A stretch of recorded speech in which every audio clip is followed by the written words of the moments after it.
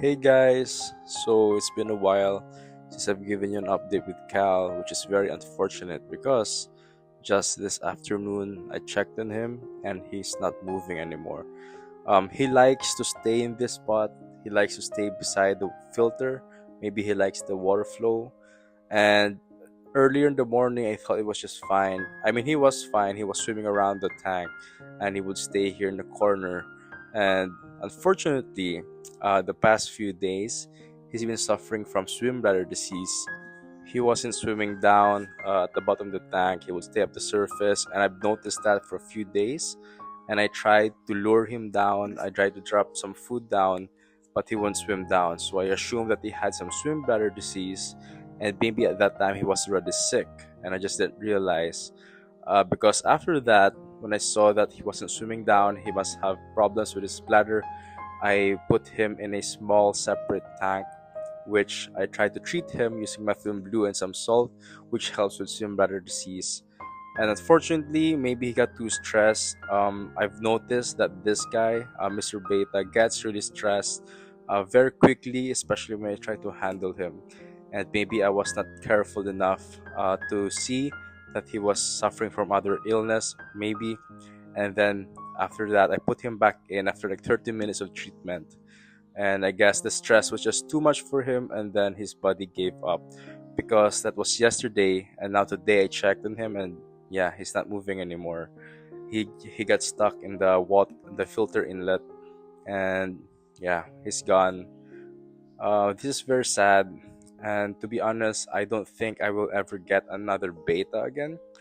Cal was very special for me, and my mom loved him very much.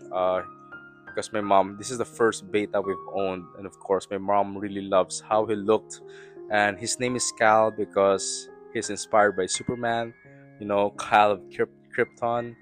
And yeah, Kal Al, and he looks like Superman. He's blue, and he has some red. That's why we named him Cal. So after that, I just placed him in that small container because it was nighttime at that time, and now it's morning here. So I'm gonna try and go and bury him.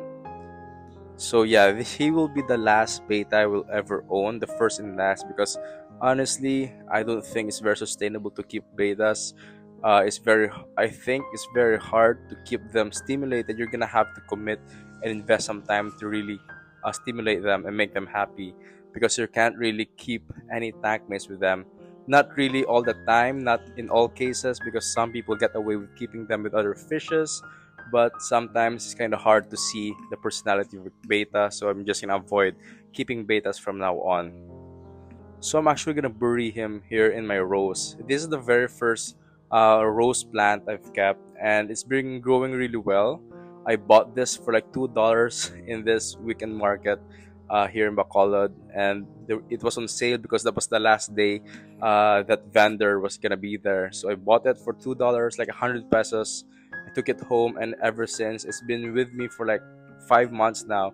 And it's growing really well. I had roses with it. I've been doing cuttings, so I'm gonna put Beta here. I mean Cal here because he means a lot to me, and this rose means a lot to me also because I bought this actually for my mom because my mom favorite flower is rose.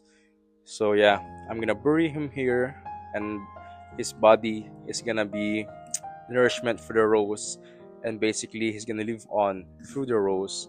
All the roses that's gonna grow on this, I'd like to think that it's Cal's life energy. So rest in peace, Mr. Cal.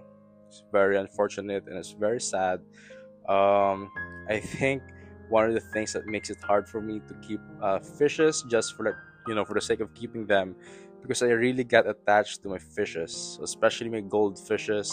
My platies not so much because they breed a lot, so basically just see them as fish. But like this guy, Cal, who lives alone, he's like a real pet for me, and I care for him so much. So yeah, this was a very difficult experience. But look, there is a bud here. It's growing out. So Mr. Cal's life energy is gonna help that grow really well, and he's gonna pass on his life to this plant, which is kind of meaningful, and I like to think that way, kind of a spiritual way. So yeah, rest in peace, Mr. Cal.